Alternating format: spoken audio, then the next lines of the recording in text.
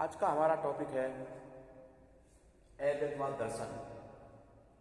अद्वैत का मतलब होता है एकेश्वरवाद। आत्मा परमात्मा ईश्वर का एक ही अंश है, ईश्वर एक है, उसे हम एकेश्वरवाद बोलते हैं। और वही अद्वैत का मतलब है अद्वैत, यानी दो नहीं बल्कि एक, दो नहीं बल्कि एक, उसको कहते थे। इसके जो प्रवर्तक थे वो आचार्य शंकराचार्य जी थे, जिनका जन्म केरल प्रदेश के काली नामक स्थान पर हुआ था।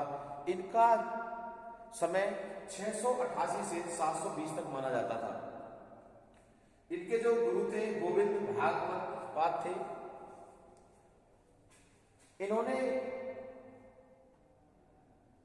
3 साल की उम्र में ही 8 साल की उम्र में ही भारत का भ्रमण शुरू कर दिया था और इन्होंने भारत का कई बार भ्रमण किया, लेकिन ये किसी स्थान विशेष से नहीं बंधे, बल्कि यह अपनी यात्रा को कंटिन्यू करते रहे।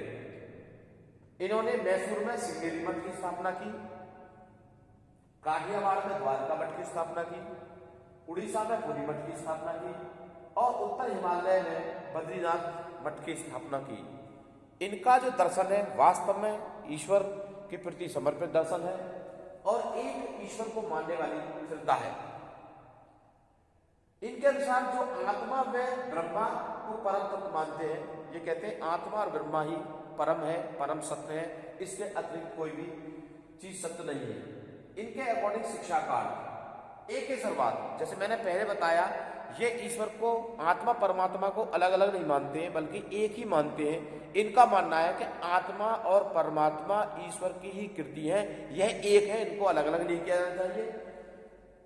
वही अर्थ है इनका कि बच्चे को यह सिखाया जाए आत्मा परमात्मा में कोई भेद नहीं है, एक है। इनके अनुसार जो शिक्षा की प्रक्रिया है वो त्रिध्रुव प्रक्रिया है। एक तरफ शिक्षक, शिक्षार्थी और पाठ्यक्रम। इनके अनुसार शिक्षा की जो प्रक्रिया है वो त्रिध्रुव प्रक्रिया है। शिक्षा के स्वरूप इनके आधार पर दो हैं, एक भौतिक जगत को जानना और एक आध्यात्मिक जगत को जानना। भौतिक जगत क्या है, भौतिक जगत की क्या आवश्यकता है, भौतिक जगत कैसे माध्यम है हमें आध्यात्म दर्शन को ले जाने की ओर। इनकी जो शिक्षा का उद्देश्य है वो मुक्ति का मार्ग प्रस्तुत करना। सांसारिक दुखों से छुटकारा पाता हुआ इंसान इस सांसारिक सृष्टि से कैसे मोक्ष को प्राप्त करे।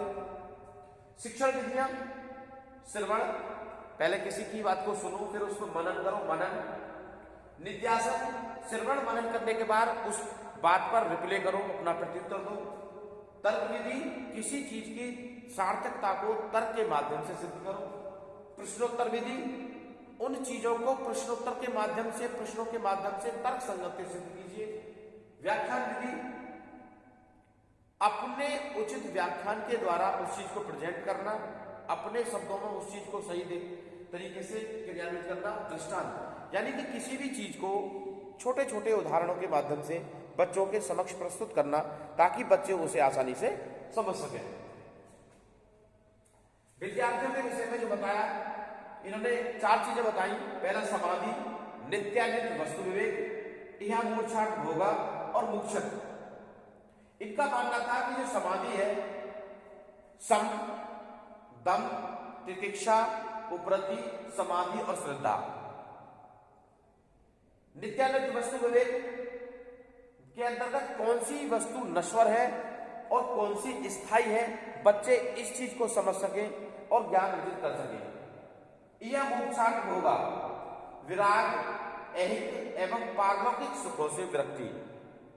जो हम ये भोग विलासा की जो बात करते हैं, सांसारिक कहते हैं सुख बनाने के लिए, ये कहते हैं ये कुछ नहीं है, इससे विरक्ति, इससे अटैचमेंट मत रखिए बल्कि इससे अपने अट्रैक्शन को दूर करिए, क्योंकि ये चीजें नश्वर हैं। अगर हम जिस दिन इन चीजों को जान जाएंगे उस दिन हम मानेंगे कि हमने अद्वैतवाद का प्रतिपादन कर लिया है। नेक्स्ट है मोक्षक, मोक्ष प्राप्त करने की अभिलाषा। व्यक्ति को अपने जीवन में सही कार्य क्रियान्वित करने के तदुपरांत मोक्ष प्राप्त करने की सर्वोत्तम कृष्ट अभिलाषा होनी चाहिए। नेक्स्ट है अनुशासन। अनुशासन क्षिप्तावस्था,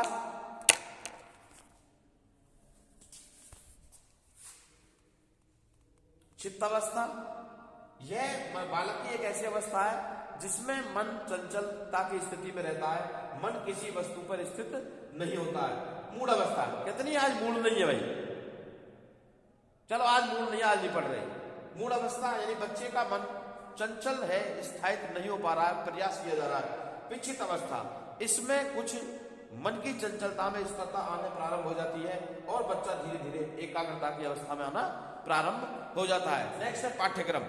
पाठ्यक्रम में ऐसे विषयों को सम्मिलित किया गया है जो तर्क पर आधारित हो, उपदेश पर आधारित हो, हमारी संस्कृति के अनुरूप हो तथा हमें आध्यात्मिक जगत जैसी चीजों पर ले जाने वाले हो। धन्यवाद।